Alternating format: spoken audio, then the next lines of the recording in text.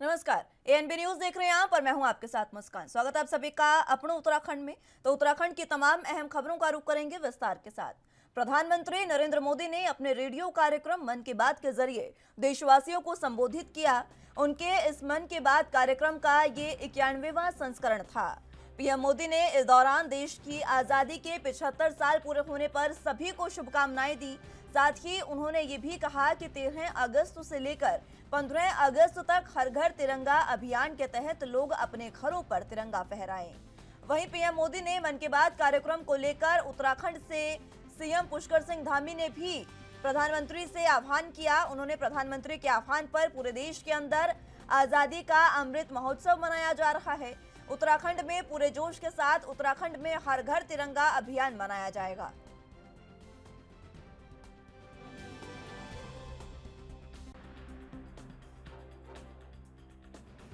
प्रधानमंत्री जी के आह्वान पर पूरे देश के अंदर आज आज़ादी का अमृत महोत्सव मनाया जा रहा है। इस आज़ादी के अमृत महोत्सव में चूँकि उत्तराखंड से हमारा चाहे स्वतंत्रता का आंदोलन हो या देश के शहीदों का देश की सीमाओं पर अपने प्राणों का बलिदान देने का हो, उत्तराखंड हमेशा से आगे रहा है। और उत्तराखंड के अंदर हर घर तिरंगा का जो आह्वान है वो हम पूरे धूमधाम से पूरे जोश के साथ जश्न के साथ मनाएंगे। उसके लिए हमारी संगठन के स्तर पर भी और सरकार के स्तर पर भी लगातार तैयारियां चल रही हैं। और आज माननीय प्रधानमंत्री जी के मन की बात के बाद सभी कार्यकर्ताओं में, सभी आम जनमानस में एक उत्साह का वातावरण है। सब लोग जोर शोर से आकर आज़ादी का सीएम पुष्कर सिंह धामी और बीजेपी प्रदेश अध्यक्ष महेंद्र भट्ट डोईवाली पहुंचे। इस दौरान दोनों लोगों ने संसदीय कार्य मंत्री प्रेमचंद अग्रवाल के पिता की पुण्यतिथि पर श्रद्धांजलि सभा में शिरकत की। श्रद्धांजलि सभा के बाद सीएम धामी और कैबिनेट मंत्री प्रेमचंद अग्रवाल ने मांगेराम अग्रवाल स्मृति वन और मांगेराम अग्रवाल की मूर्ति का अनावरण किया। कार्यक्रम में सीएम धामी ने कहा कि डोईवाला क्षेत्र के प्रसिद्ध समाजसेवी मांगेराम अग्रवाल ने क्षेत्र के लिए बहुत बड़े काम किए और गरीबों की मदद के लिए हर संभव कोशिश की है ताकि उनके जीवन के स्तर को ऊंचा उठाया जा सके। इस अवसर पर संसदीय कार्य मंत्री प्रेमचंद अग्रवाल ने अपने पिता को याद करते हुए कहा कि हर साल हम पिताजी की याद में आमजन की सेवा कर पिताजी के सपनों को आगे बढ़ा रहे हैं।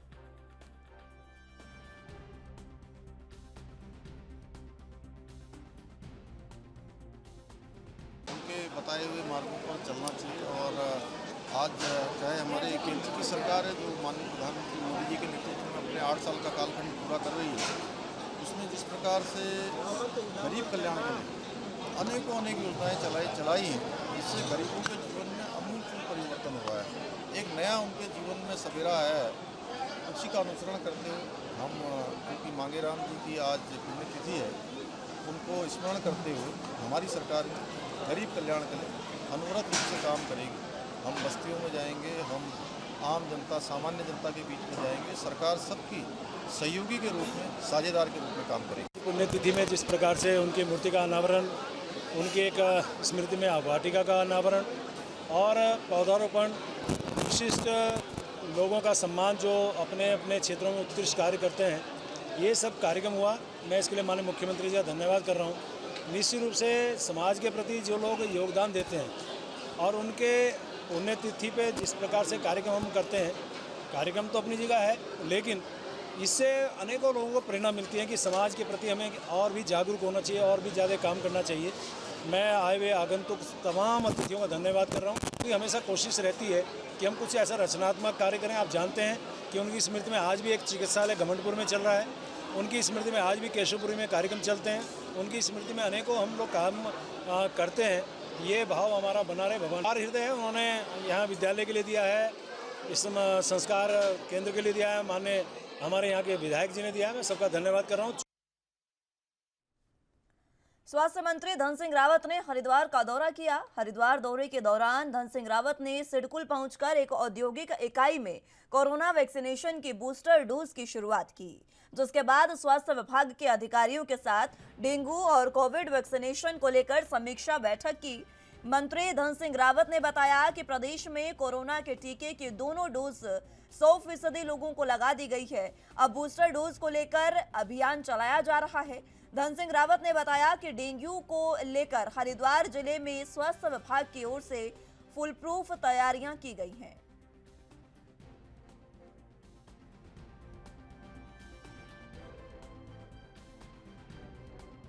तो मैं देश के प्रधानमंत्री जी का धन्यवाद देना चाहता हूं, स्वास्थ्य मंत्री जी का और मुख्यमंत्री जी का, कि अब हमारे राज्य में वैक्सीनेशन की पहली डोज 100% लोगों पे लग गई है, दूसरी भी लगभग 100% हो गई है। अब बूस्टर डोज आज का लग रही है और हरिद्वार ज़िले में 35% से ज़्यादा लोगों पे लग गई है। आज मैंने इसका भी शुभारंभ किया है और डेंगू की भी आज समीक्षा बैठक की गई है। और हमें चाहते हैं कि सरकार की तरफ से चाहे स्वच्छता के लिए हो, चाहे नगर पालिकाओं के लिए हो, चाहे हर विभाग के लिए पैसों आवंटन कर दिए गए हैं। और जहाँ जहाँ भी गत 3 वर्षों में डेंगू की शिकायतें आई, डेंगू के मरीज आए जहाँ, वहाँ हमने बिल्कुल अपने स्वास्थ्य विभाग की टीम लगा दी है। पर्याप्त मात्रा में सभी जिलों में पैसा दे दिया है और मैं कह सकता हूँ कि व्यापक उत्तराखंड अधीनस्थ चयन सेवा आयोग पेपर लीक मामले में एसटीएफ की कार्रवाई लगातार जारी है। एसटीएफ ने इस मामले में 2 और लोगों को गिरफ्तार कर लिया है, जिनमें से एक उत्तराखंड पुलिस का जवान है। इस पूरे मामले में अब तक 11 गिरफ्तारी हो चुकी है। 2 लोगों की गिरफ्तारी पर उत्तराखंड एसटीएफ के एसएसपी ने कहा कि पूरे मामले में 2 लोगों को गिरफ्तार किया गया, जिनमें से एक काशीपुर के पुलिस अधीक्षक के गनर के तौर पर कार्यरत था, जबकि एक और दीपक शर्मा नाम के व्यक्ति की गिरफ्तारी की गई है। इन दोनों से एसटीएफ ने 35,79,000 रुपए की रकम बरामद की है।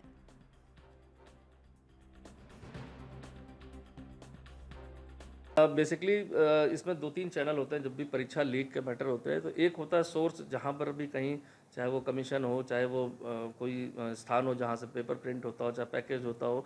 तो बहुत सारे ऐसे लीकेज के पॉइंट होते हैं जहाँ पर गैंग जो है अपने वहाँ के प्रश्न पत्रों को निकालते हैं या वहाँ के क्वेश्चंस को कुछ निकालते हैं। तो वो चैनल तो डायरेक्ट सोर्स हो गया। लेकिन इसके अलावा छात्रों को खोजने का काम, क्योंकि जब गैंग के सदस्य को मिल जाता है डायरेक्टली वो छात्रों को नहीं टच करते, क्योंकि इसमें जो है बाहर के लोग थे, लखनऊ और वहाँ पर कार्यरत थे। तो इसलिए वो कहीं ना कहीं लोकल चैनल के माध्यम से जुड़ते हैं और ये उसी लोकल चैनल के माध्यम से जुड़ते रहे, चाहे आपस में परिचित रहे हैं, पूर्व में परिचित रहे हों, और किसी न किसी माध्यम से इनका कनेक्शन जो है कहीं ना कहीं मिलता जा रहा है। साथ ही साथ पेपर में क्या है कि चूँकि कुछ लोग ऐसे जुड़े थे जो गढ़वाल के क्षेत्र में, खासकर देहरादून, हरिद्वार और उत्तरकाशी साइड में सक्रिय थे, तो वहाँ के छात्रों को इन्वॉल्व किया गया। कुमाऊं में भी ऐसी जो चेन थी, वहाँ भी देखा गया कि जसपुर, काशीपुर और हल्द्वानी साइड में इसका ज़्यादा अभी तक जो हमारे संज्ञान में है। तो चूँकि कड़ियाँ एक दूसरे से जुड़ रही हैं, जैसे से जुड़ती जा रही हैं, साक्ष्य मिलते जा रहे हैं।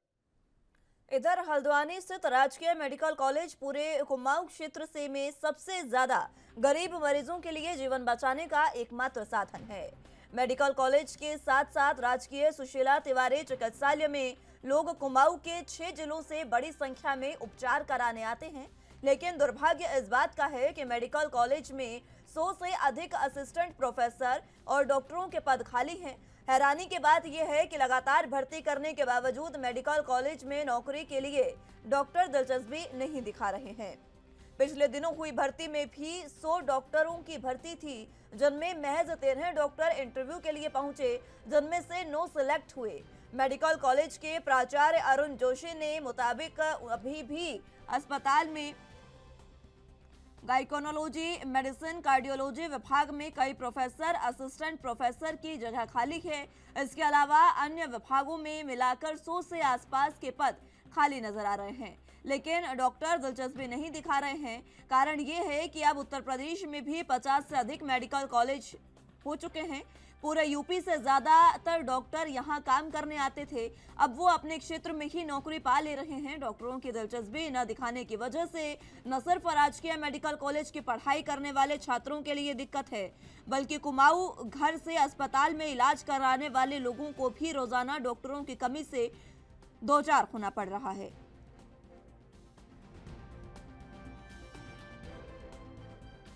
बराबर लिए जा रहे हैं और लास्ट वीक भी इंटरव्यू फ्राइडे को हुए थे। करीबन 12 लोग अपीयर हुए थे, 9 उसमें से हमने सेलेक्ट करे हैं, अलग डिपार्टमेंट्स में हैं और उसमें लिस्ट होप अभी शासन को चला गया उनको, कुछ दिनों में उसका आ जाएगा तो ज्वाइन भी करने में कीन थे, कर लेंगे। तो लगभग कितने पद अभी खाली होंगे असिस्टेंट प्रोफेसर के जो आप टोटल करीबन हमने 100 पोस्ट के लिए हमने एडवर्टाइजमेंट निकाला था। अलग डिपार्टमेंट्स में ना किसी में कम ज़्यादा ऐसे होते हैं। जो प्री क्लिनिकल पैरा क्लिनिकल तो पर्याप्त मात्रा में हैं भी, वो हैं। प्रॉब्लम आती है जिससे मेडिसिन में हैं, गायनेकोलॉजी है, इनमें थोड़े लोग कम मिल रहे हैं, या फिर सुपर स्पेशलिटी में जैसे हमने कुछ कार्डियोलॉजी भी निकाली थी, नेफ्रोलॉजी भी, अब इसमें भी लगे हैं थोड़ा। वजह क्या मानते हैं आप? इंटरव्यू कॉल करते हैं लेकिन उतनी बड़ी लोग आ नहीं रहे हैं, ऐसा क्या कारण है सर? उसमें एक वजह ये हो सकती है कि देखिए आप जैसे यूपी में देख लीजिए आप, इसमें बहुत मेडिकल कॉलेज खुल गए हैं। पहले वहीं के डॉक्टर्स लोग आते थे लखनऊ से, कानपुर से, यहाँ जॉब करीबन शायद कोई कहता है 50 से ऊपर मेडिकल कॉलेजेस हैं। प्लस उनको एडवांटेज मिलता है, अपने डिस्ट्रिक्ट पोस्टिंग मिल जाती है, पे स्केल्स ठीक है, तो वो बाहर तो आते नहीं हैं, तो वो अपने वहीं ऑब्जॉर्व जो हो जा रहे हैं। तो थोड़ा सा एक ये फिगर रहा ही है। दिक्कतें कितनी आ रही सर इससे? अब कुछ डिपार्टमेंट्स में प्रॉब्लम आती है, काम तो चल रहा है, पोस्ट ग्रेजुएट्स हैं वो सब कर लेते हैं, लेकिन जैसे गायनेकोलॉजी सबसे बिजी डिपार्टमेंट है, 100 मरीज भर्ती रहते हैं, वहाँ फैकल्टी पोजीशन 3 है, मेडिसिन में भी इस समय 3 ही हैं, और सबसे ज़्यादा वर्क इन डिपार्टमेंट्स में रहता है। अब कुछ डिपार्टमेंट ठीक हो गए हैं, सर्जरी में ठीक है, ऑर्थोपेडिक्स ठीक है, ये और हैं, इन डिपार्टमेंट थोड़ी प्रॉब्लम आ रही है। इन्हीं में हम लगे हैं, जैसे भी आए कुछ करें। अगर रेडियोलॉजी एक एरिया है हमारा, जहाँ एक की एरिया है, उसमें जैसे भी हम, गवर्नमेंट भी कह रही है आप पेश कर दीजिए। ऋषिकेश में महिला आयोग के अध्यक्ष कुसुम कंडवाल ने एक निजी स्कूल में तीज महोत्सव और महिला मिलन कार्यक्रम का आयोजन किया, जिसमें शहर की सैकड़ों महिलाओं ने हिस्सा लिया। इस दौरान कार्यक्रम में महिला आयोग के अध्यक्ष ने महिलाओं को उनके अधिकार के बारे में जानकारी दी। कार्यक्रम में महिलाओं ने अपने हुनर के मुताबिक कई प्रतियोगिताओं में हिस्सा लिया, जिसमें बेहतर प्रदर्शन करने वाली महिलाओं को पुरस्कृत कर सम्मानित भी किया गया।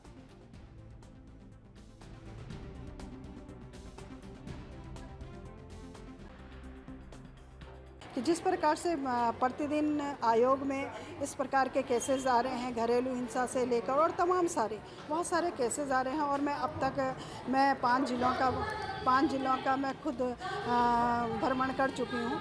और जिस प्रकार से मैंने अभी स्पा सेंटरों का भी निरीक्षण किया है, हॉस्पिटलों का भी किया, थाने का भी किया है, तमाम सारी चीज़ों का मैं खुद भी स्वयं जा रही हूँ, स्वयं देख के आ रही हूँ कि वास्तव में महिलाओं के साथ किस प्रकार का व्यवहार होता है, चाहे हॉस्पिटल की बात करें, चाहे थानों की बात करें। और थाने में विशेषकर मैं पुलिस प्रशासन से तो लगातार ये बात रखती आती हूँ कि जो भी हमारी महिलाएं आती, पहाड़ की महिलाएं आती हैं, उनके साथ व्यवहार अच्छा होना चाहिए, क्योंकि पहाड़ की महिलाएं सीधी सादी होती है, पुलिस की वर्दी को देखते ही वो डर जाती हैं। तो इसलिए उनके साथ अच्छा व्यवहार होना चाहिए उनके, जिससे कि वो अपनी बात पूरी तरह से रख सकें। और उत्तराखंड के मसूरी में भारत विकास परिषद की ओर से एक होटल की सभागार में हरियाली तीज उत्सव का आयोजन किया गया, जिसमें विभिन्न प्रतियोगिता आयोजित की गई। वहीं आपको ये भी बता दें कि तीज क्वीन का भी चयन इस दौरान किया गया। इस मौके पर सैकड़ों की संख्या में महिलाएं मौजूद रहीं। भारत विकास परिषद के अध्यक्ष शशि रावत ने बताया कि तीज का पर्व पति के दीर्घायु के लिए मनाया जाता है और साथ ही सावन के महीने में महिलाएं हरियाली तीज पर्व उत्सव मनाती हैं। उन्होंने कहा कि आज बड़ी संख्या में महिलाओं ने तीज कार्यक्रम में हिस्सा लिया और कई प्रतियोगिताओं में प्रतिभाग कर खिताब जीता। साथ ही यहां पर तीज क्वीन का भी चयन किया गया।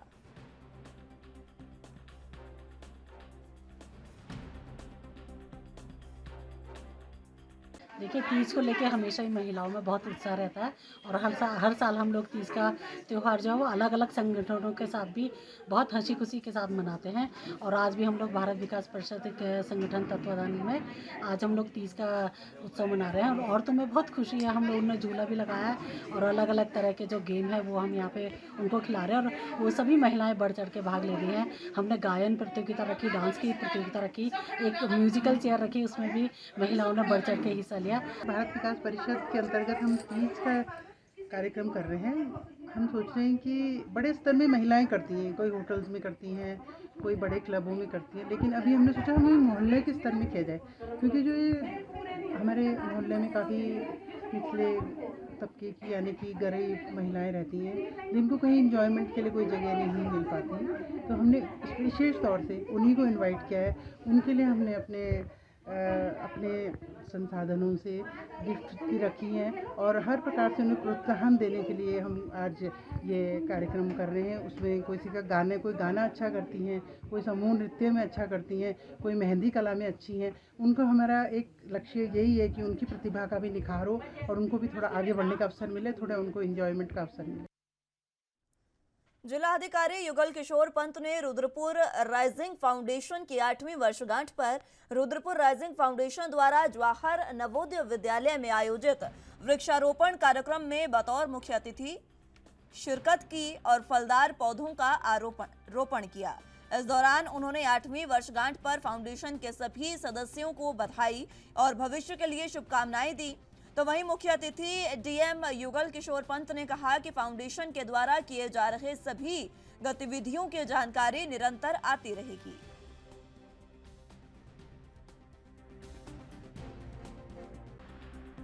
फाउंडेशन की 8वीं सालगिरह है और उस अवसर पर इन्होंने जवाहर नवोदय विद्यालय में एक बृहद वृक्षारोपण अभियान चलाया है और ये एक बहुत अच्छा समय भी है वृक्षारोपण का। और जलवायु परिवर्तन के इस मौसम में ग्रीन कवर की बहुत आवश्यकता है पूरे देश को और मैं इनको ढेर सारी शुभकामनाएं देता हूं इस अवसर पर और आशा करता हूं। जनपद उधम सिंह नगर के अपर जिला मजिस्ट्रेट ललित नारायण मिश्र ने जसपुर उप जिलाधिकारी कार्यालय और तहसील का वार्षिक निरीक्षण किया। वहीं निरीक्षण के दौरान उप जिलाधिकारी कार्यालय में लंबे समय से लंबित दायर वादों का समय से निस्तारण न होने और जसपुर तहसील में राजस्व वसूली में लापरवाही को लेकर 2 अमीनों को निलंबन के आदेश जारी किए गए हैं। वहीं लंबे समय से लेखपाल आजाद का कार्यालय से नदारद होने की शिकायत पर स्पष्टीकरण भी मांगा गया। अपर जिला मजिस्ट्रेट ललित नारायण मिश्र ने पत्रकारों के सवाल पर कहा कि जल्द ही लेखपालों द्वारा अतिरिक्त क्षेत्र पर की जा रही हड़ताल पर चिंता जाहिर करते हुए शीघ्र निस्तारण की बात कही और जनपद उधम सिंह नगर तहसीलों में रिक्त पदों के चलते जनता को समय अनुसार सरकार की सुविधाओं का लाभ नहीं मिल पा रहा, जिसको लेकर उन्होंने कहा कि शीघ्र ही शासन से मांग की जाएगी और रिक्त पदों पर शीघ्र ही भर्ती की जाएगी।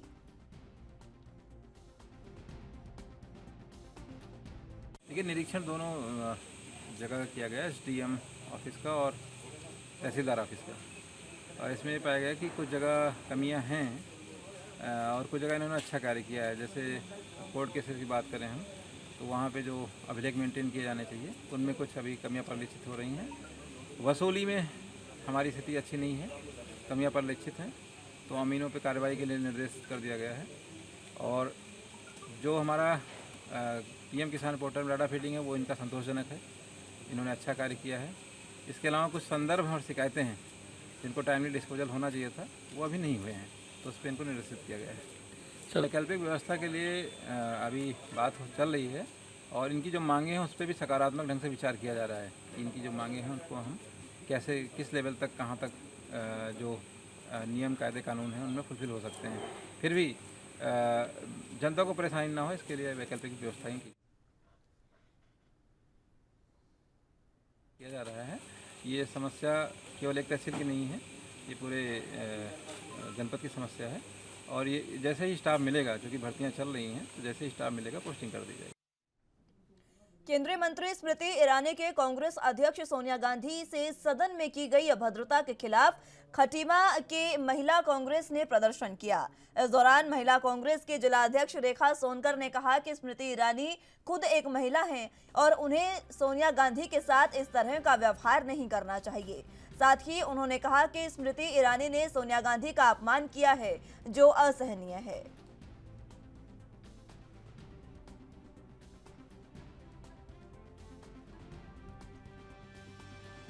मामला कि जो सदन में हमारी माननीय अध्यक्ष सोनिया गांधी जी के संग जो अभद्र व्यवहार, जो एक ऐसी भाषा का प्रयोग किया है स्मृति ईरानी जी, एक महिला होते हुए एक महिला को इस तरीके, वो कोई बाजार नहीं था, सब्जी मंडी नहीं थी।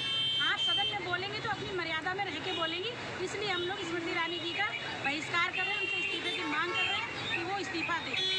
जो उन्होंने पोस्ट डाला है द्रौपदी मुर्मू जी हमारी जो अभी नई राष्ट्रपति बनी है, अगर किसी के बोलने में थोड़ा सा कहीं से लहजा हो जाता है, क्योंकि जब आदमी बोलता है तो कहीं ना कहीं लड़खड़ा जाता है, तो उसकी माफ़ी भी मांगी है हमारे यहाँ उन्होंने। इसमें अध्यक्ष का बुलेटिन में फिलहाल वक्त एक छोटे से ब्रेक का है, फौरन हाजिर होंगे।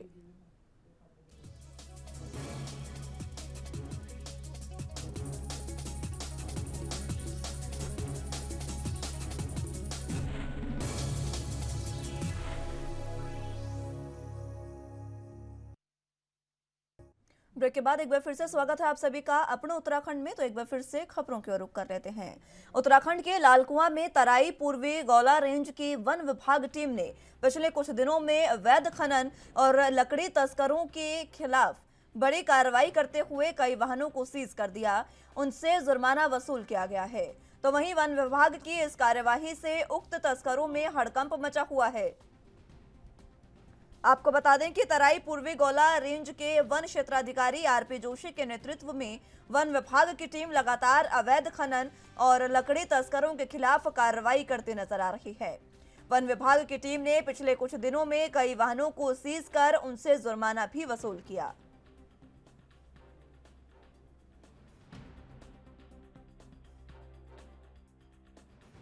अवैध खनन अवैध पातन के लिए गौला रेंज में 3 टीमें गठित की गई हैं जो 3 पालियों में काम करती हैं। सुबह 6 से 2, 2 से 10, 10 से 6 लगातार 3 टीमें कार्यरत हैं, गश्त करती हैं और गश्त के दौरान अगर कोई ऐसी वन अपराध होता मिलता है तो उसको पकड़ते हैं।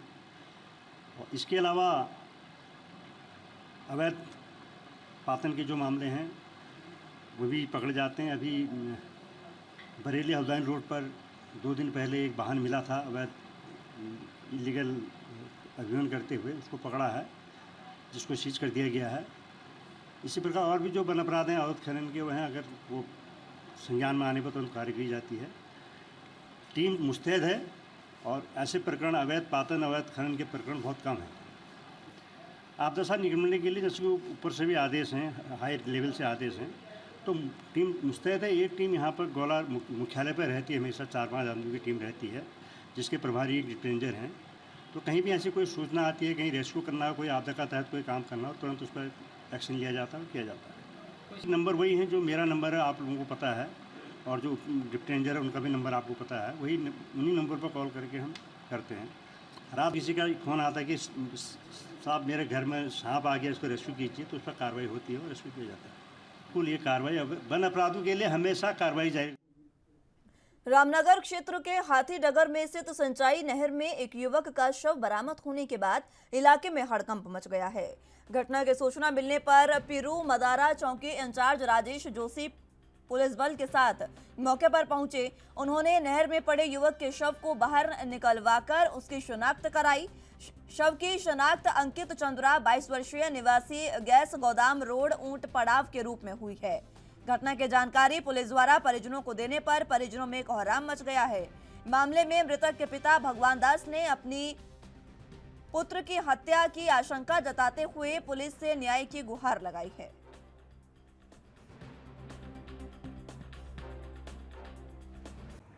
मामला 3 दिन तक काम पे जा रहा था वो, और काम पे जा रहा था, आ रहा था वो। कल जो काम पे गया तो कल नहीं आया वो। जब उनके घर पे गए तो वाइफ ने उनकी मेरी वाइफ को दिए, उन्होंने सेट दिए, और सेट देने के बाद में ये कह दी कि वो तो अपने बाहर को गए हुए हैं चाय पी के और बाहर घूमने गए हैं। किसके साथ जाता था काम से? जावेद के। कहाँ रहता है? वहीं रहता हमारे मोहल्ले में, ये पड़ाव में। मोट पड़ाव में। तो सर क्या तुम्हारे बेटे की हत्या हुई है? अब सुबह रात 12 बजे तक ढूंढना मिले नहीं हमें वो, और सुबह जो काम पे ले जा रहा था वो सुबह आया नहीं। 8 बजे मैंने बुलाने गए, आता था घर पर, वो सुबह नहीं आया। तो तुम्हारा क्या कहना है, क्या उसकी हत्या हुई है नहीं हुई है? अब हत्या तो हुई है उसकी, वैसे नहीं हत्या मार रखा है उसे, देखा तो हमने मार रखा है उसे। देखिए, एक हाथीडगर में एक व्यक्ति की हमें शव पड़े होने की सूचना मिली थी, जिस पर हमारे द्वारा मौके पर जाकर देखा गया, जिसकी शिनाख्त अंकित उम्र 20 वर्ष गैस गोदाम रोड निवासी रामनगर के रूप में हुई है। और ये व्यक्ति नशे का आदी था। अभी ये नशा मुक्ति केंद्र से बाहर आया था। अभी परिजनों की तरफ से कोई ऐसी तहरीर प्राप्त नहीं हुई है। शव को कब्जे में लेके पोस्टमार्टम हेतु भेज दिया गया है और इस संबंध में तहरीर। ऋषिकेश की आवास विकास कॉलोनी में रुड़की की एक युवती के साथ गैंगरेप का मामला सामने आया। पीड़िता ने पुलिस को तहरीर देकर मामले में आरोपियों के खिलाफ कार्रवाई की मांग की है। युवती का आरोप है कि आवास विकास में नशा मुक्ति केंद्र चलाने वाली दिल्ली की एक युवती से उसकी मुलाकात हुई थी, जिसने अपने एक पुरुष मित्र से उसकी मुलाकात कराई। कुछ दिन बाद युवक ने युवती को नशीला पदार्थ खिलाकर उसका रेप किया। फिलहाल पुलिस ने आरोपी के खिलाफ मामला दर्ज कर जांच शुरू कर दी है।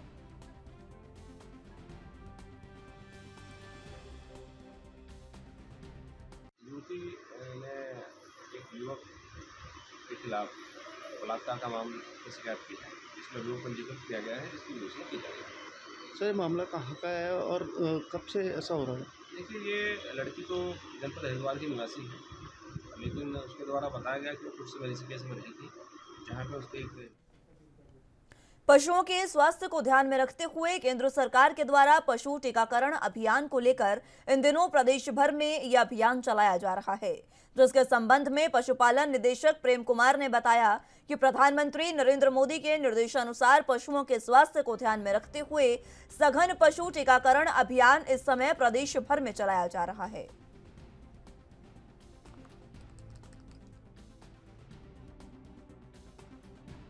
ये भारत सरकार की फ्लैगशिप स्कीम है, माननीय मोदी जी के इसमें निर्देशन में ये स्कीम चल रही है। इसमें हमें खुरपका मुहपका की 20,50,000 वैक्सीन हमको प्राप्त हुई है और पूरे प्रदेश में सघन टीकाकरण कार्यक्रम इसमें चल रहा है।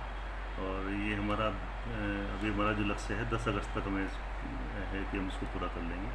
और इस समय हर अस्पताल में और हर हमारा जो पशु चिकित्सालय है, हमारा जो पशु सेवा केंद्र है या हमारा वैक्सीनेटर है, सभी इस कार्य में लगे हुए हैं। और ये बहुत ही महत्वपूर्ण कार्यक्रम है, क्योंकि बीमारी जो खुरपका मुहपका है ये बहुत ही खतरनाक बीमारी है, इसका कोई इलाज नहीं है, वायरस से होती है। तो इसका एकमात्र इलाज है या एकमात्र कह सकते सुरक्षा है कि हम इसको टीकाकरण के माध्यम से इसको रोक लें, तो इससे पशुओं को बहुत ज़्यादा नुकसान होता है। तो ये फिलहाल के लिए अपने उत्तराखंड में मेरे साथ बस इतना ही। तमाम अहम खबरों के लिए आप देखते रहे ANB न्यूज़। नमस्कार।